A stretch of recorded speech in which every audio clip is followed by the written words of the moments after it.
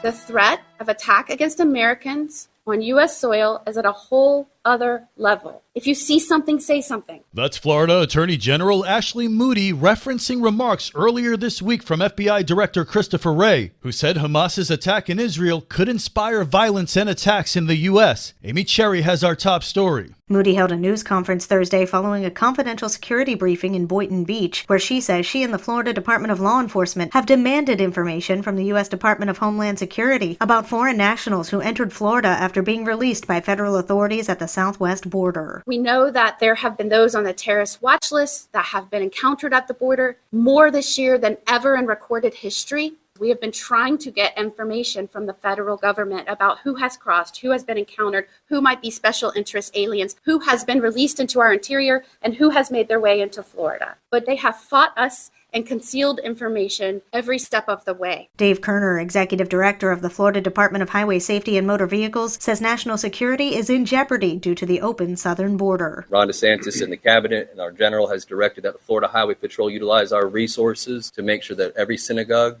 any religious institution that is under threat, has access to a law enforcement officer. It must be reiterated that there are known terrorists that come into this country undocumented. Just recently, we had 17 Chinese nationals apprehended by the Florida Highway Patrol and Border Patrol. We have intercepted people coming in unlawfully from Syria, from Iran, and a host of other countries that do not have the best interests of the United States at heart. Attorney General Moody says she didn't want to cause panic or unnecessary alarm, but asked Florida residents to remain vigilant and report suspicious activity. With St. Augustine's local morning news, I'm Amy Cherry. This local news is a service of your hometown Toyota dealer, Beaver Toyota US 1 St. Augustine, here to wow you.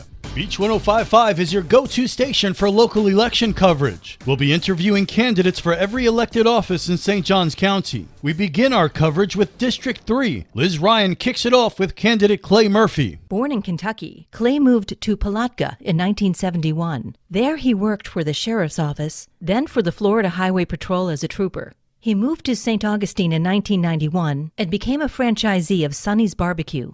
I asked him what would be his approach to governing the county. In this county, we tend to spend every dime that we bring in. What we need to do is we need to find a way to reduce spending, to reduce the size of government, and take that money and put it into the needed infrastructure.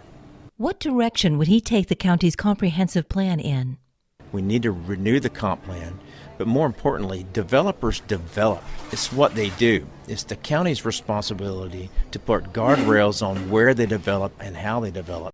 Is he in favor of any sales tax increases? No, penny sales tax is a bad idea. What's the biggest problem facing St. Johns County? Traffic. You can't go anywhere in St. Johns County in a hurry anymore. We've got to work on infrastructure. I asked him what makes him qualified to represent District 3, which is the southeast portion of the county. I've been in leadership positions from the time I was a volunteer fireman at 16 years old. I tend to find myself in leadership positions on the boards that I'm on. Who is Clay Murphy's role model? You know, I was a big Ronald Reagan fan. I didn't vote in the primaries in 2016 for Donald Trump. I voted for Ben Carson, but I did vote for him for president because he went to the White House and did exactly what he said he was going to do. He was a pro-American president. For St. Augustine's local morning news, I'm Liz Ryan.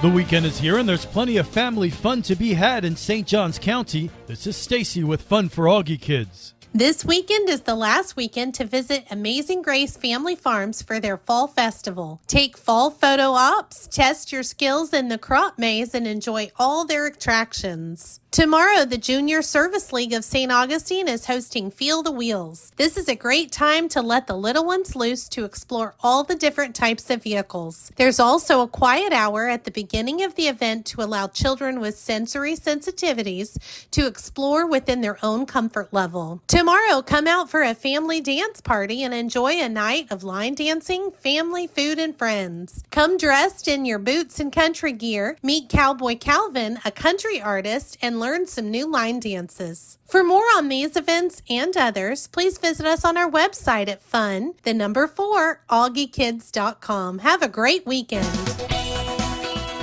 And now you're up to date with St. Augustine's local morning news. I'm Rich Carroll.